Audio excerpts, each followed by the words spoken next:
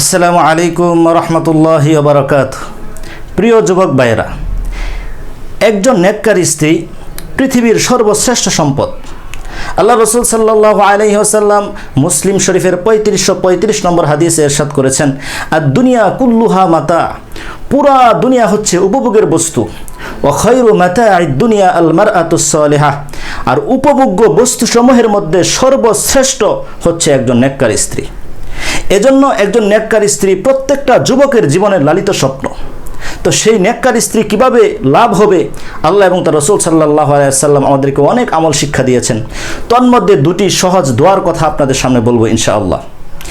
এক নাম্বার দোয়া হচ্ছে, রব্বানা আতিনা ফিদ দুনিয়া হাসানাহ ওয়া ফিল আখিরাতি হাসানাতাও ওয়া কিনা আযাবান নার। দোয়াটির অর্থ হচ্ছে, ও আমাদের পালনকর্তা, আপনি আমাদেরকে ইহকালেও কল্যাণ দান করুন, পরকালেও কল্যাণ দান করুন এবং আমাদেরকে জাহান্নামের আগুন থেকে রক্ষা করুন। এখানে হাসানা দ্বারা উদ্দেশ্য কি?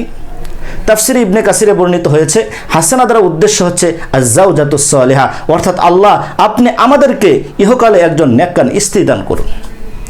দ্বিতীয় দোয়াটি হচ্ছে, রব্বানা হাব লানা মিন আজওয়াজিনা ওয়া যুররিয়াতিনা কুররাতা আ'য়ুন ওয়াজআলনা লিল মুত্তাকিনা ইমামা। দোয়াটির অর্থ হচ্ছে, ও আমাদের পালনকর্তা, আপনি আমাদেরকে এমন স্ত্রী দান করেন, এমন সন্তান দান করেন যারা আমাদের চক্ষুকে শীতল করবে, যারা আমাদের কলিজাকে ঠান্ডা করবে, এবং আপনি আমাদেরকে মুত্তাকিদের জন্য আদর্শ বানিয়ে দিন।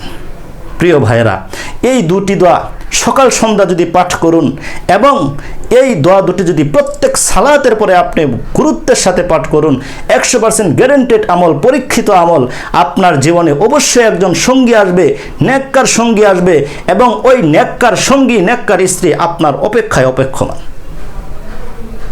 এই দোয়া দুটি যারা আরবি উচ্চারণ করতে পারবেন না, তাদের জন্য আমি ভিডিওর কমেন্ট বক্সে আমি বাংলা উচ্চারণ সহ দিয়ে দিব, আপনারা সেখান থেকে দেখে দেখে মুখস্থ করে রাখবেন।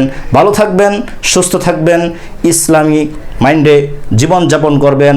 আসসালামু আলাইকুম ওয়া রাহমাতুল্লাহি ওয়া বারাকাতুহু।